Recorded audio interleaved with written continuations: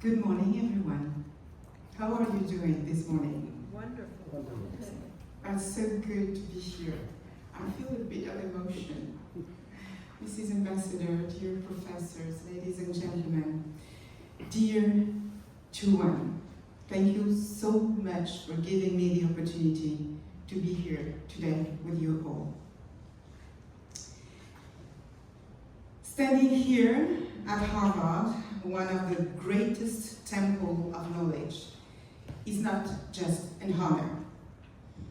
It's a testament to a simple truth.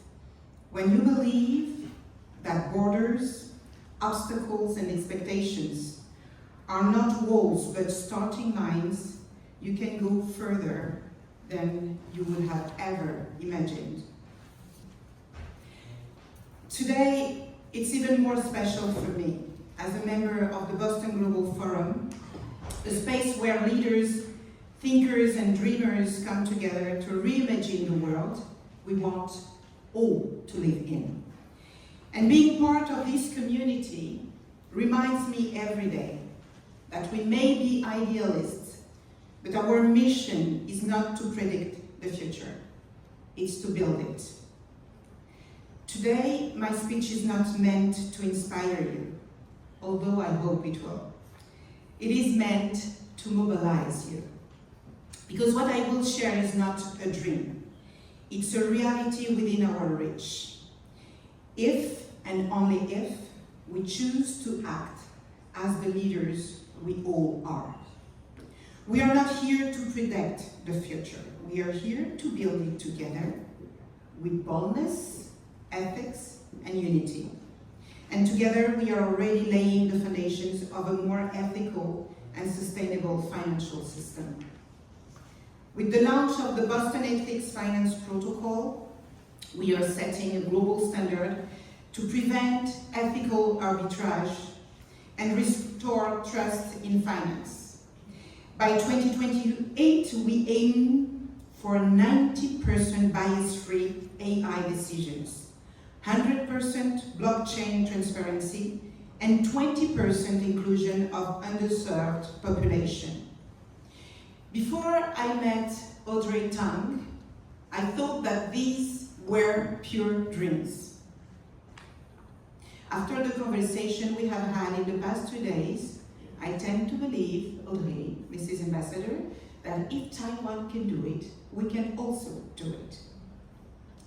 Through the AIWS Finance Labs in Boston, Tokyo, and Nyatron, we are funding 1,000 startups, 50% women or minority-led. You can imagine how it warms my heart. And investing in breakthrough innovations like Senegal's solar initiatives.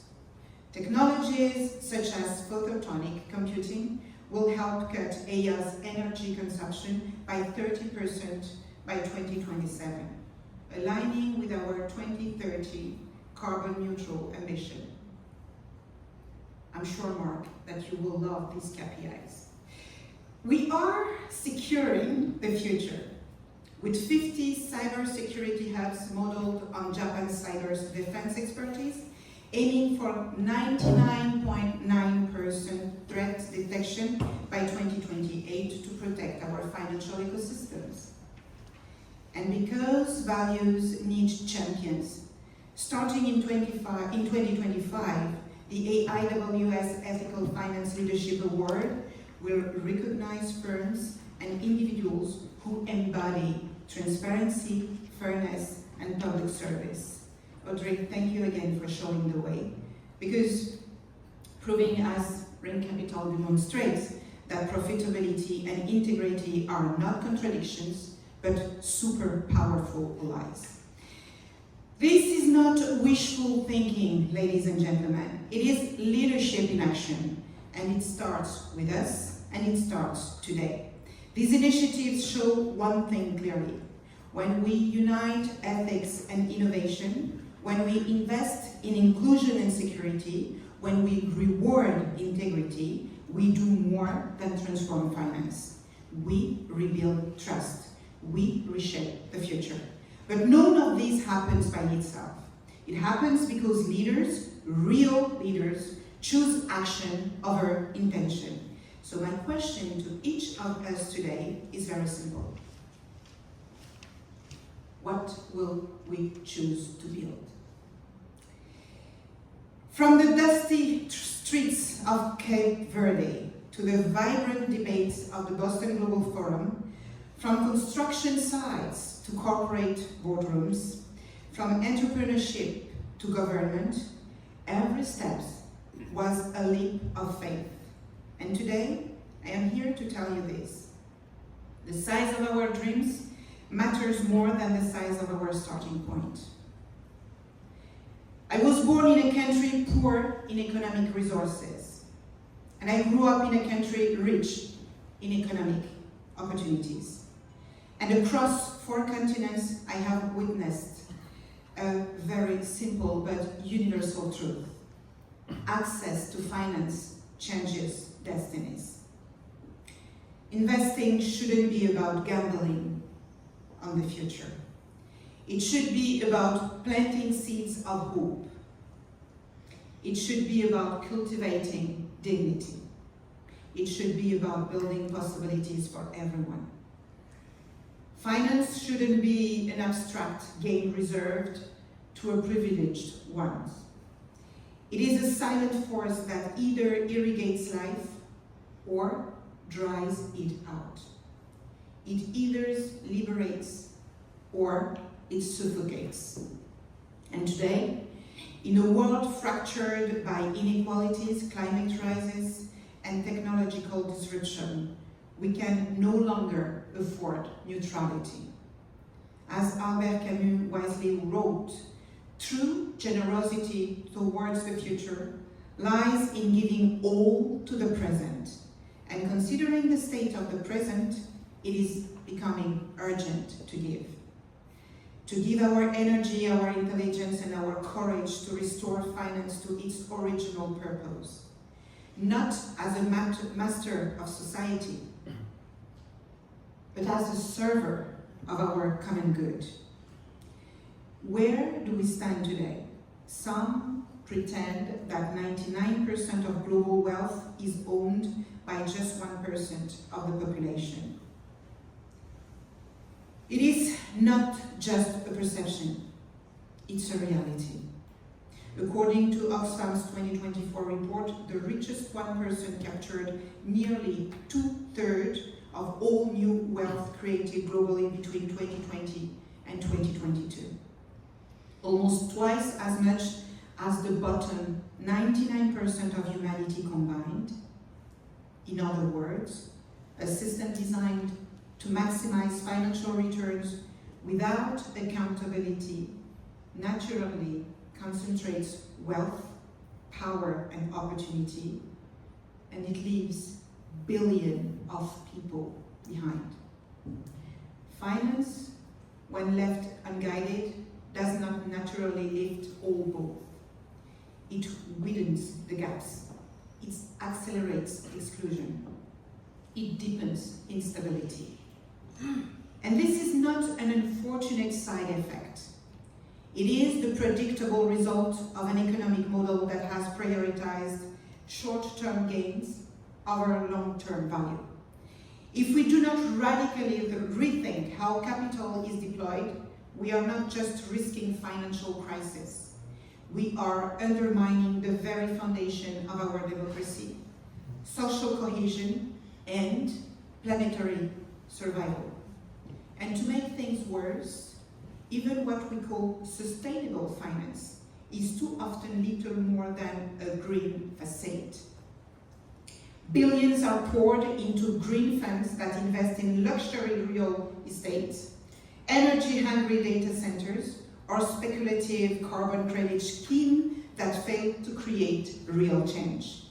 Meanwhile, sectors essential to humanity's future, like regenerative agriculture, affordable housing, renewable energy for underserved communities, remain drastically underfunded.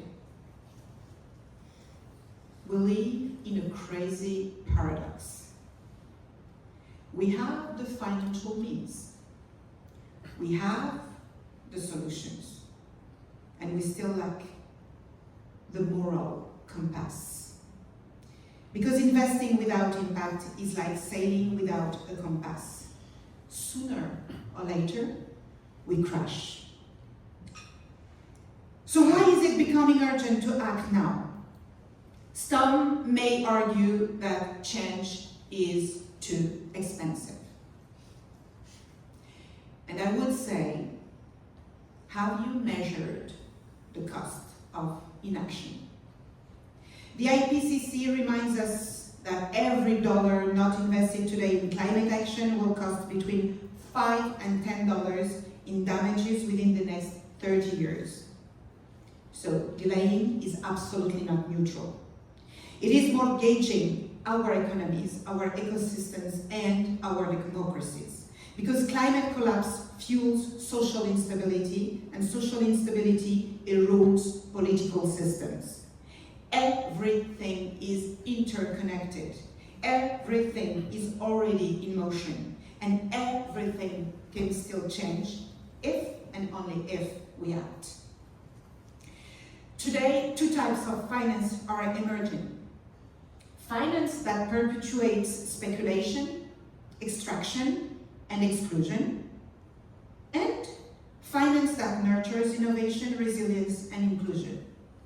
We, at Boston Global Forum, have chosen our part. The first promises quick returns, but sacrifices our collective future. And the second builds foundation for a regenerative, inclusive economy. The good news? Examples of the second path already exist. We see the result of what we are doing, except if we are blind.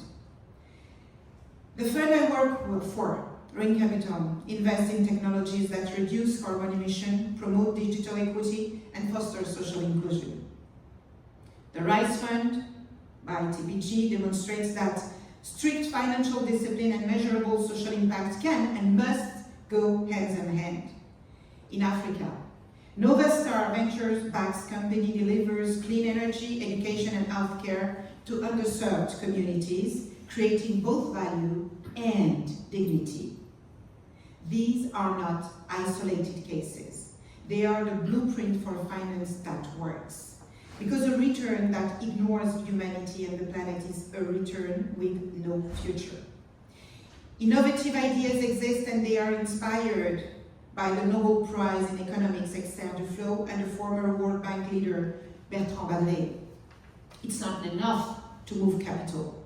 We must move it smarter, because grand theories rarely change lives.